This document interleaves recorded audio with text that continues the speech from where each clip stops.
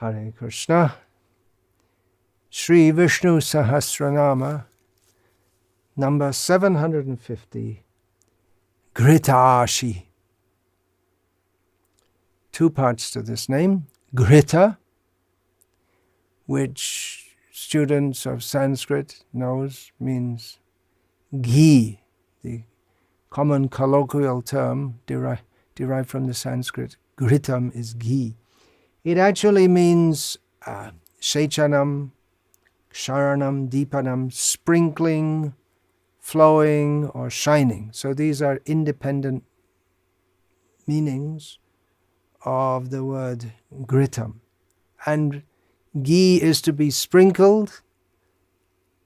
It flows, and it's shining if you get real nice yellow ghee. So that's sprinkling, flowing, shining. These are meanings of the word ghritam. And ghritam also means ghee. Second part of the name, ashi, which means to expect. Just like we have the word asha, means to expect or to hope. And to bless, just like we have the common term ashish or ashirvada, blessing. So the different combinations of grita and ashi, they give rise to different understandings or interpretations of this name. Parashara Bhatta gives the meaning that he sprinkles, and in this way covers,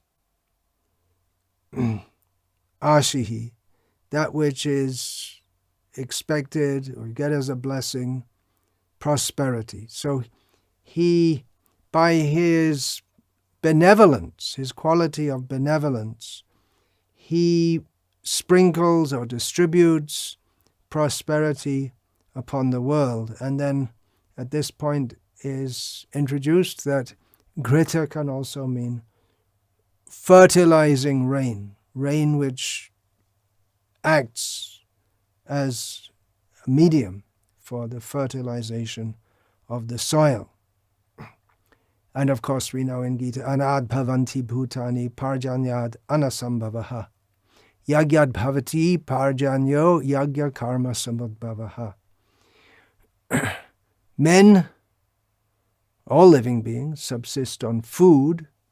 Food to be produced requires rain. Rain results, particularly rain, which regulated rain in the right amount, that comes from yagya, which comes from following the Vedic way of life given by Krishna. I'll get back to that a little more later in another meaning of the name. Shankaracharya gives the meaning, he from whom all desires have gone. And a Vaishnava commentator, Radha Krishna Shastri, takes up this meaning and elaborates on it. That wanting something that you don't, wanting something means you don't have it. Wanting is, well, you may want something that you have, but you may want more of it. Money, for instance. Well, yeah, wanting something, seeking someone's blessing to get it, getting it from someone, these things are not required by Krishna. They're required for ordinary people, but for Krishna, in his case, such desires have melted and dripped away, just like ghee. If it becomes hot and then it melts and it can flow away. So in this way, he's devoid of needs, wants, etc. He doesn't desire to be blessed by anyone.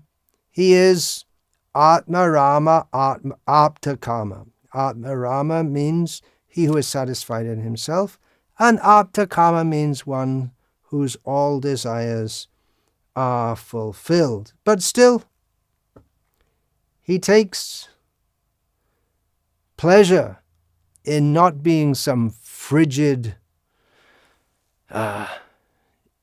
unemotional block of ice, but he takes pleasure in being desirous. He desires, for instance, we're talking about ghee, he desires butter from the gopis' houses. And he desires so many things. He desires the sweet taste of the gopis' lips. He desires butter from the gopis' houses. He desires that we offer food to him. He says in Gita, Patrang pushpang palam tayam yo me bhakta prachati tadahang bhakti upahritam ashnami prayatatmanaha. If one offers me, Krishna says, with love, with bhakti, a leaf, flower, fruit, or water, I will accept it. And the important item here is the bhakti, the love, but then the devotees express their love by not just giving some tiny leaf, flower, a little bit of water, a little fruit, but they want to prepare so many nice preparations for Krishna, cooked in ghee, many of them, not all of them. So Krishna, he likes this, he wants this. So it's true to say that it's he from whom all desires have gone away, as if there weren't any in the first place. But it's also true, and more true if we, from the perspective of the devotee. Both are true, just like Krishna is personal and impersonal. But we who are aspiring to serve Krishna at the lotus feet of the Vaishnavas, we prefer to emphasize the personal side. So, although he is devoid of all desires, he's also full of desires for love. And that brings us to the next meaning. He desires butter in the gopis' houses. Parashara butter gives this meaning. Ghee or butter. So the gopis, they keep butter in a high place, or ghee, and yogurt and milk, because if you're living in the village of Vrindavan, village means there are all kinds of living beings all around. Apart from the domesticated animals, there are other animals also, such as monkeys who might want to come and steal, who do want to come and steal all these things.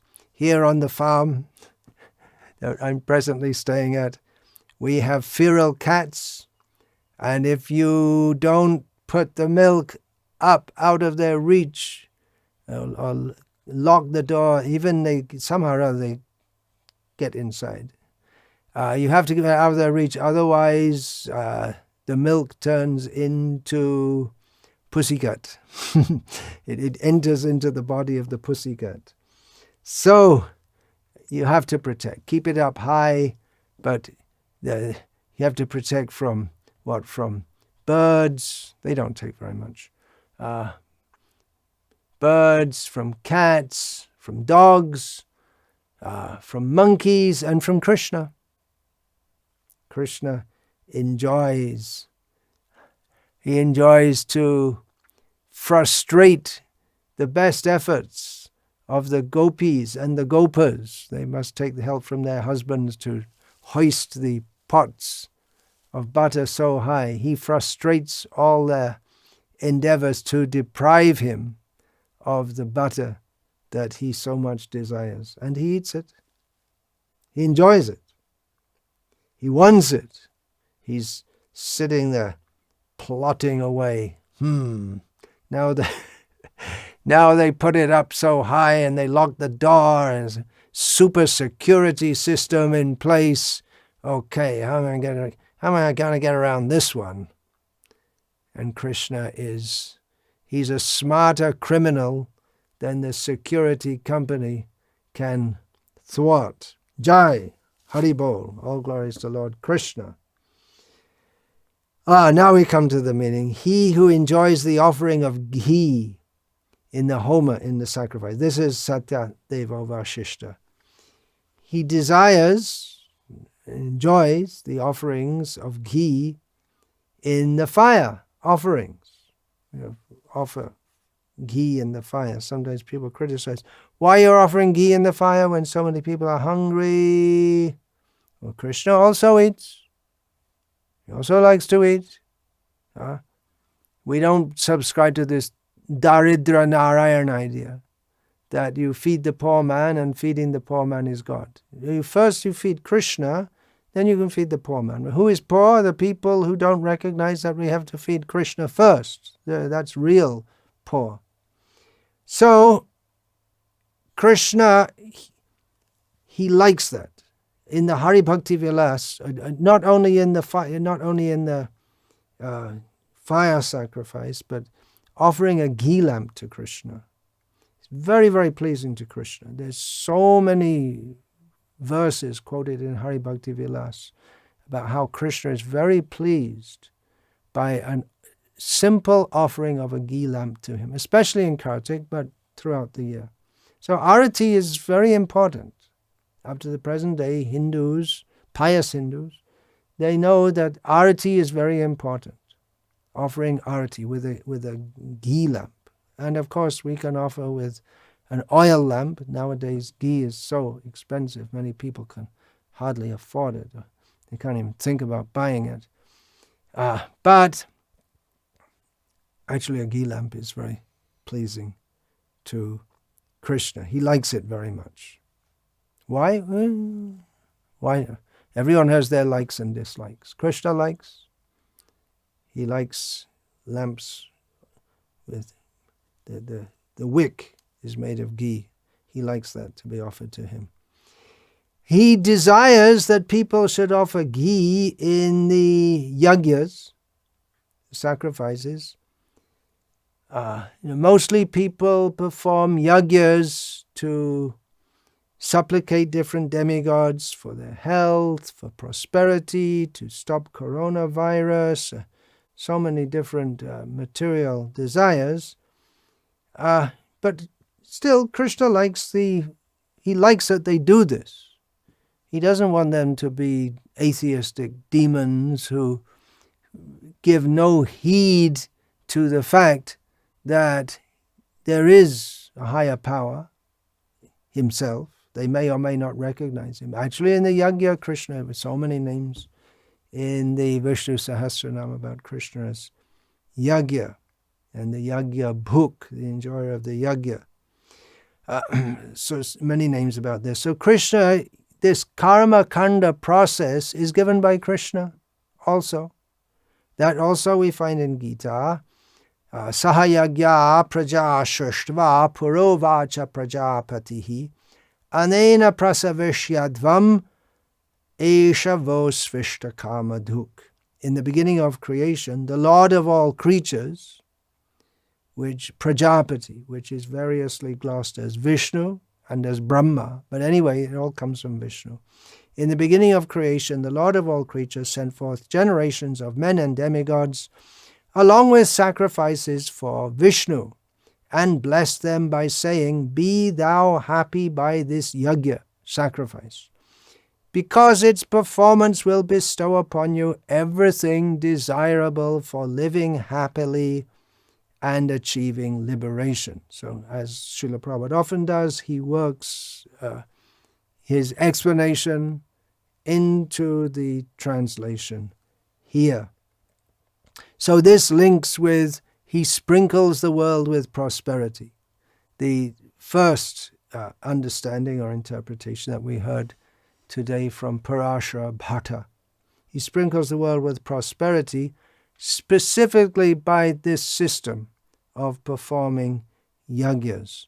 And we should know, of course, that the perfection of yagya is not health, prosperity, or even the stopping of coronavirus, but only for the pleasure of Krishna. Everything should be done for Krishna's pleasure. We have in the Bhagavatam many instances of pious kings who performed yagyas for the pleasure of Vishnu.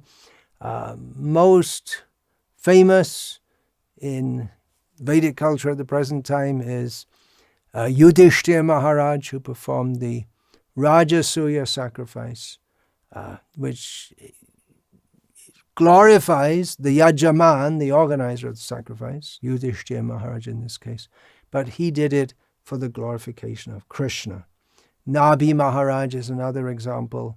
As a king, according to his duty as a king, he engaged all the citizens because these big public yajnas require all the citizens to cooperate to perform a big yajna. So it's required that they perform karma kandiya yajnas for this purpose, for generating rain from which comes prosperity. But he did it clearly with the understanding that I'm doing this for the pleasure of Krishna. In the Kali Yuga, we can't perform such bombastic sacrifices. We can hardly get enough ghee to put in a ghee lamp. And even if we get ghee, unless we make it ourselves, it's hard to, unless we have the cows ourselves, it's hard to know if it's actually pure ghee, at least here in the Western, in the West, we're pretty sure we can buy butter and make it into ghee. But that's also not from protected cows, is it? So we should offer, we should cook for Krishna with ghee from protected cows. Ideally, that's one thing that Srila Prabhupada introduced to the Western world. And among Srila Prabhupada's many great contributions, it's not much known that one of the things he introduced was ghee. Now, Indians in the West, there were not many at that time, they used ghee, but Srila Prabhupada popularized its use among Westerners. So that's one of the great cultural contributions of Srila Prabhupada, because ghee means cows, and cow protection is also an essential part of the mission that Srila Prabhupada gave, the cultural conquest. So let us, as far as possible, cook when we're cooking for Krishna, and actually everything, yad karoshi, yad ashnasi means to eat, eating, yad juhoshi dadasi yad tapasyasi kaunteyat tat karushva madarpanam. Whatever you do, whatever you eat, whatever sacrifices you perform, whatever austerities you perform, do it as an offering to me. So we have to, before eating, we have to offer to Krishna. Or a better mentality is that we offer to Krishna and take his remnants. But remember, Krishna likes ghee, and of course not everyone can afford it, and it's hard here in India to get real ghee. It's very, very costly. If we get real ghee from desi gai, from local Indian indigenous breeds, it's hard to get, no doubt. But if we can, we should do, as far as possible. In this Kali Yuga, as far as performing big sacrifices, the way that previously was done by big kings, or even daily sacrifice in our home, it's not very feasible, but we can do Sankirtan Yajna, right? That is the Yajna for this age. Krishna Varnam Trisha Krishnam Sangopangastra Parshadam Yagyai Sankirtana Prayar Yajantihi Sumedasa. Mostly people in Kali Yuga have dull brains, but those in Kali Yuga have good brains. They worship Sri Krishna Chaitanya Mahaprabhu, the inaugurator of the Sankirtan movement. They worship him along with his associates by performing Sankirtan Yajna, in which we offer ourselves into the fire of Sankirtan. We ourselves are the offering. We offer Krishna, I offer my Atma Samarpan, I offer myself to you. Please accept me. Shri Baladev Vidya Bhushana, he gives the understanding, different from that of others, of this name, Ghrtasi, to Ghrita he takes to mean illuminating, that we have is splendorous, or perishing also. And Ashi wishes, so he illuminates the desires of the devotees. He fulfills the desires of the devotees, and devotees' desires are all centered on pleasing Krishna. And he blocks the desires of the non-devotees. He may fulfill them also, but their desires for Ishvaro aham bhogi, they desire to be God. They may have some illusion of that for a short time, but they can't be. He doesn't allow. It gets blocked. Whereas the desire of the devotee, not Ishvaro ham, but Ishvara daso. I want to be the servant of Krishna. Krishna very kindly fulfills that desire. So that's 750 names of Vishnu Sahasranama, which I've been through. I pray this is pleasing to Vishnu and the Vaishnavas.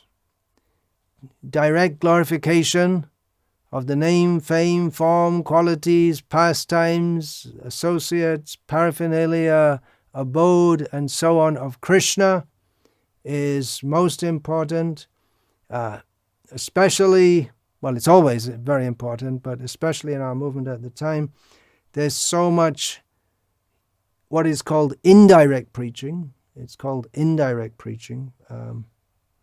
I don't know if it really comes under the umbrella of preaching at all, if it's not preaching about Krishna, hiding Krishna. For instance, devotees who are told by Chaitanya Mahaprabhu to jare dekho tare kaha Krishna upadesh, to give the instruction of Krishna to others. Instead, it's very common at the present time to give talks by members of ISKCON, persons who are supposed to be glorifying Krishna, to give talks, for instance, on personality development and saying things which people like to hear rather than what they really need to hear, that your career is your devotional service, which is, for instance, which it can be, but first of all we have to clearly understand what devotional service is, and then we can see how our career could possibly be our devotional service. But if we take it that your desire for name, fame, glory, and money, and that you offer, first of all, that you have that desire, then you offer it to Krishna. Well, that's not pure devotional service.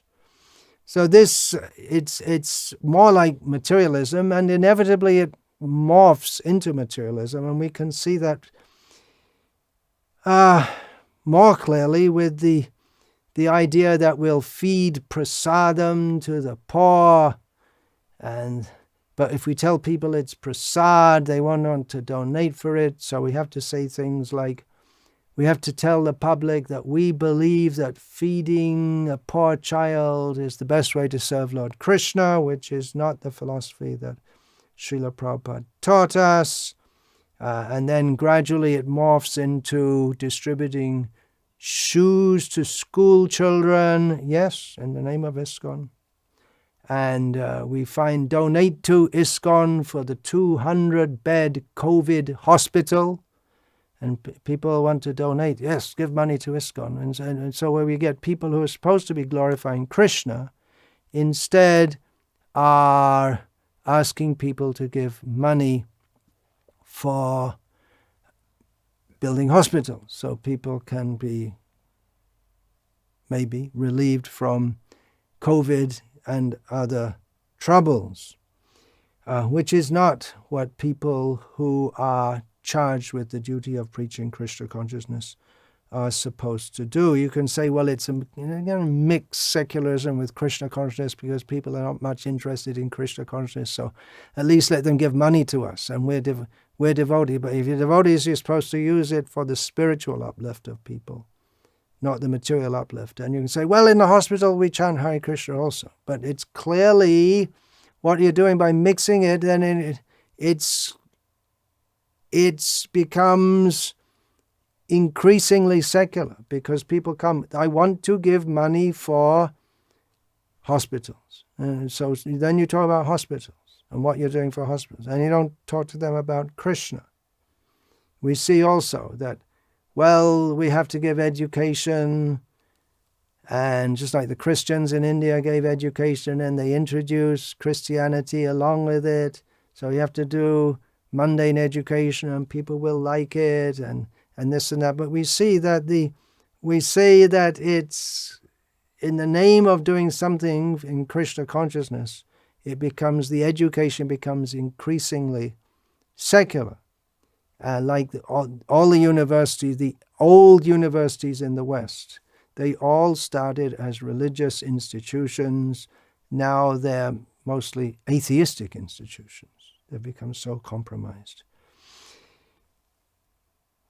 So we have heard once Srila Bhaktisiddhanta Saraswati Thakur was asked why he is sending his emissaries out to collect money for a doll exhibition, which is to exhibit the philosophy of Krishna consciousness directly, when there is famine going on in another part of the country. Why don't you collect for the famine?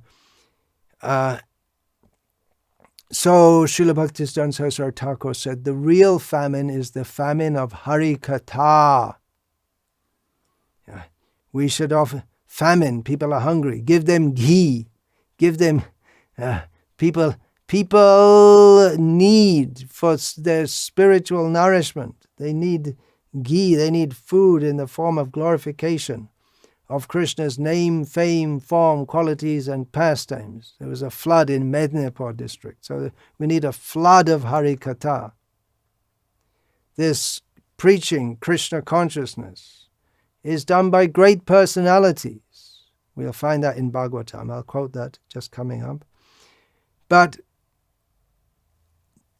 we should not imitate those who want to be known as great personalities by becoming great welfare workers. What a great welfare worker, Mother Teresa. Oh, how great she is. We should not imitate these superficially great persons.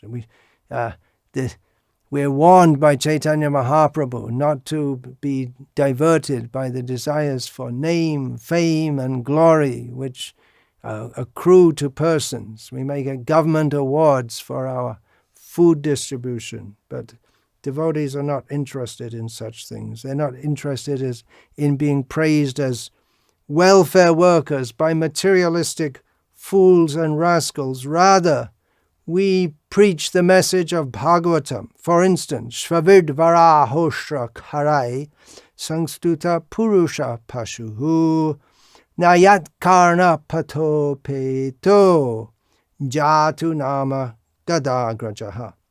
Men who are like dogs, hogs, camels, and asses praise those men who never listen to the transcendental pastimes of Lord Sri Krishna, the deliverer from evils. So if we're organizing food distribution for the poor, we may secretly offer it to Krishna, or if we're offering hospitals, we may secretly put a picture of Krishna.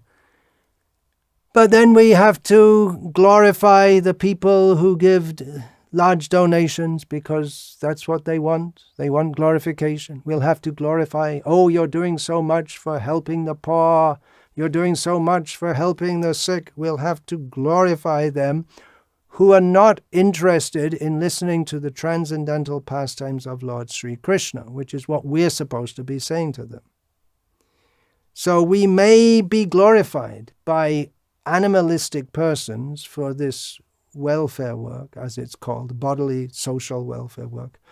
but it will not win the embrace of Chaitanya Mahaprabhu. Chaitanya Mahaprabhu became very pleased with Prataparudra Maharaj when Prataparudra Maharaj recited to Chaitanya Mahaprabhu the songs of the gopis from the Bhagavatam. And specifically Chaitanya Mahaprabhu, he became so pleased that he embraced Prataparudra Maharaj after Prataparudra Maharaj recited the verse which goes as follows: Tava katamritam tapta jivanam kavibi iritam kalmashapaham Shavana mangalam Srimadatatam bhuvi gurnanti ye bhurida janaha. My Lord, this is the gopis praying to Krishna, and Prataparudra Maharaj is reciting it to Chaitanya Mahaprabhu. My Lord, the nectar of your words and the descriptions of your activities are the life and soul of those who are always aggrieved in this material world. These narrations are transmitted by exalted personalities, and they eradicate all sinful reactions. Whoever hears these narrations attains all good fortune. These narrations are broadcast all over the world and are filled with spiritual power. Those who spread the message of Godhead are certainly the most munificent welfare workers. Chaitanya Mahaprabhu wants welfare workers who broadcast all over the world narrations about Krishna.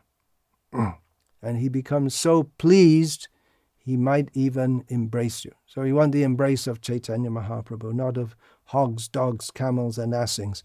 On the whole, this bridge preaching experiment which ISKCON has been engaged in for the last too many years, it's a failed experiment if we measure in terms of how much it has increased Krishna Katha. Rather, it's confusing and obfuscating Krishna Katha. People who might be expected to speak Krishna Katha are instead telling others things like, we believe that the best way to serve, that to feed a hungry child is the best way to serve Lord Krishna.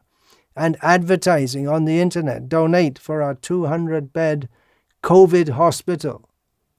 And so people, they don't get what they're supposed to be getting from us. That thing, other people can feed the poor, other people can build hospitals, but only the persons who have received the mercy of Chaitanya Mahaprabhu can distribute nectar of the topics of Krishna. So why should we hide that? Let us do it. So holding the feet of the most munificent welfare workers, Chaitanya Mahaprabhu, Prataparudra Maharaj, all the great devotees, Srila Prabhupada, all the great acharyas, up to Lalita, Vishaka, Radha, Krishna, these are the real most munificent welfare workers, and seeking their blessings, attempting to follow in their footsteps. I am trying to offer this recitation of Vishnu Sahasranama. Vandeham Shri Guru Shri Ataf Parakamalam Shri Gurun Vaishnavangscha Shri Rupam Sagrajatam Sahagana Raghunathan Vitam Tam Sajivam Sadvaitam Savadhutam Parijana Sahitam Krishna Chaitanya Devam Shri Radha Krishna Padan Sahagana Lalita Shri Vishaka. Praying for the mercy of Guru Srila Prabhupada, all my gurus, all the Vaishnavas, at the lotus feet of Rupa, Sanatan, Bhatta Raghunath, Das Raghunath, Gopal Bhatta, and Jiva Goswami, at the lotus feet of Advaita Prabhu, Nityananda Prabhu, and all the devotees who accompany Chaitanya Mahaprabhu, and of course Chaitanya Mahaprabhu himself, and Sri Radha Krishna, with Lalita and Vishaka, and all the residents of Vrindavan. I pray at the lotus feet of all these personalities, and all the Vaishnavas, those who are listening, please bless me that I may continue to recite Vishnu Sahasranam.